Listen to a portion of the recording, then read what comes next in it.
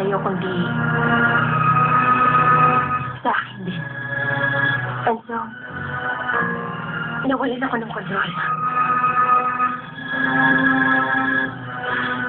Nasaktan ako sa kawalan niya ng tamang isip at konsensya nung dahil sa ginawa ng paglalaro sa'yo. Dahil para sa akin malinaw nun na isang malaking laro lang nila yun. Kasama ng mga sulat ni Mario. Kaya nung nag-usap kami, hindi ako makapaniwala. At naging mahirap para sa akin natanggapin ang mga sinabi niya. Mahal mo pa rin ba si Betty? Oo, Marcela. No, Armando! Umamin siya sa akin, Betty, na mahal ka pa rin niya. Na sa gitna ng paglalaro niya sa'yo, nahulog siya doon. At minahal ka niya. Nahanda na niyang harapin ang lahat. At ang lahat ng mga tao. Totoo yun. Kaya lang wala ka na. Nasaktan siya sa'yo. Maniwala ka. Lalo na't hindi niya alam kung nasaan ka.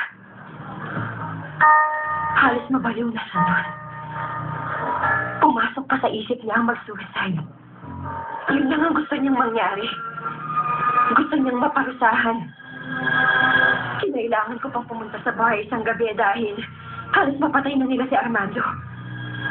Dinala ko siya sa bahay.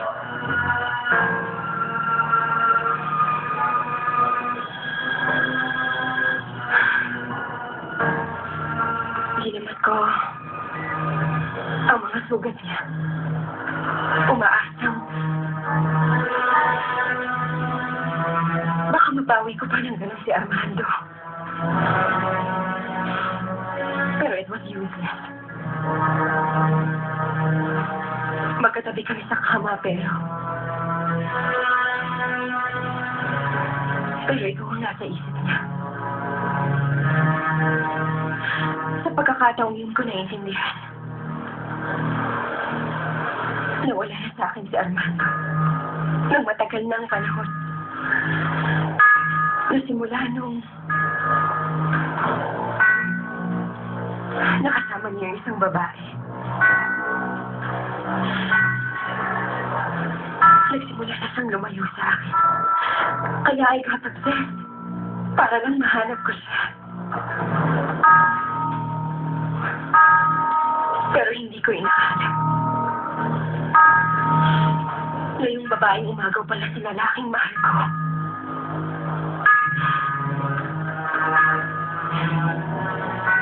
Ay, ikaw.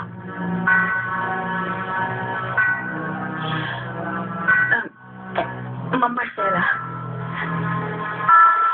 Hindi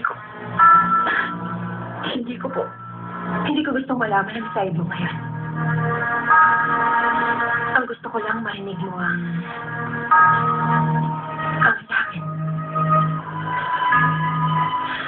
Alam ko na ang pinagdadaanan ni Armando noon ay importante. Kahit na tinatago pa niya. Dahil bago ko pa malaman ang ginagawa niya. O madiskubre na meron siyang ibang babae.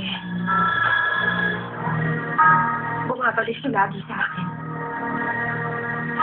At ang mga bagay, nagpapatuloy lang. Ganon at ganon at ganon din. Walang nag-iiba.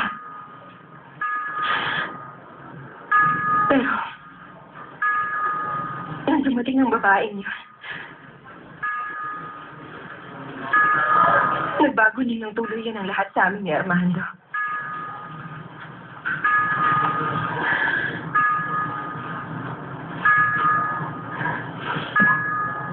At wala nang nangyari ulit sa amin.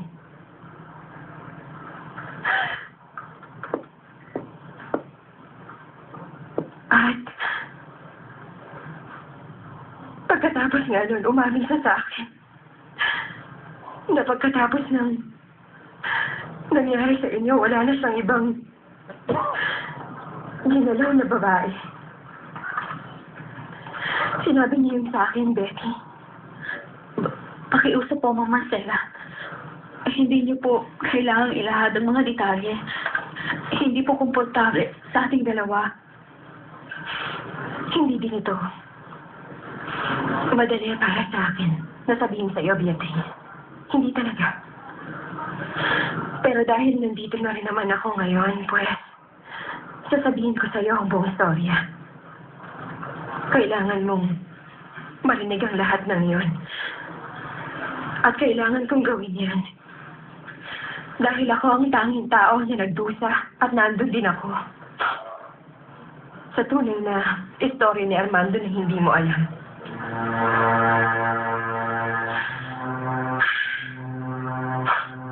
Nahirapan ako noon. Natanggapin. Na nawala na sa akin si Armando.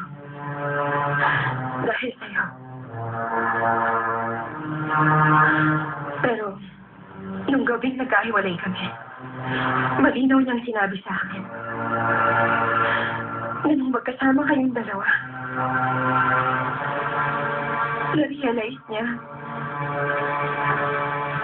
na matagal na siyang tumigil na mahalin ako, Betty. At ang tanging babae na mahal niya ay ikaw. Ganun pa man. Hindi pa rin ako tumigil na umasang mababawi ko siya. Dahil alam kong hindi mo siya mapapatawad sa kasalanan niya sa'yo.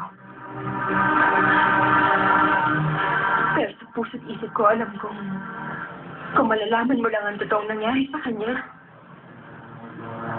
may malaking posibilidad na mapatawad mo siya.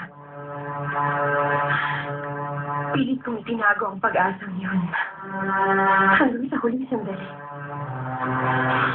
Until 2 hours ago, nung pinilit ko siyang tanggapin ang posisyon bilang presidente ng Ecomoda. But he said no.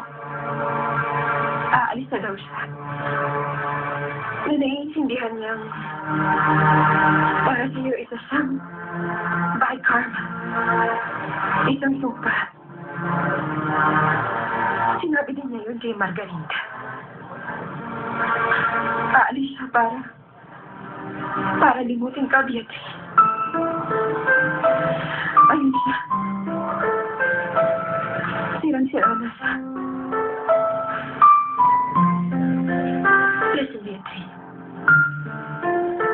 Ako, mahal ko si Armando Mendoza. Pero naiintindihan niyo na sa pag-ibig, hindi pwedeng makasarili ka. To love is to wish well. Kasama man niya ako o hindi. Yun ang dahilan kaya ako sinasabi sa'yo.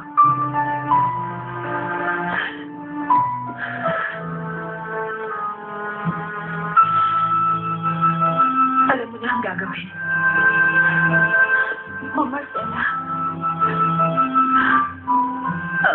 Ang totoo po, nalulungkot ako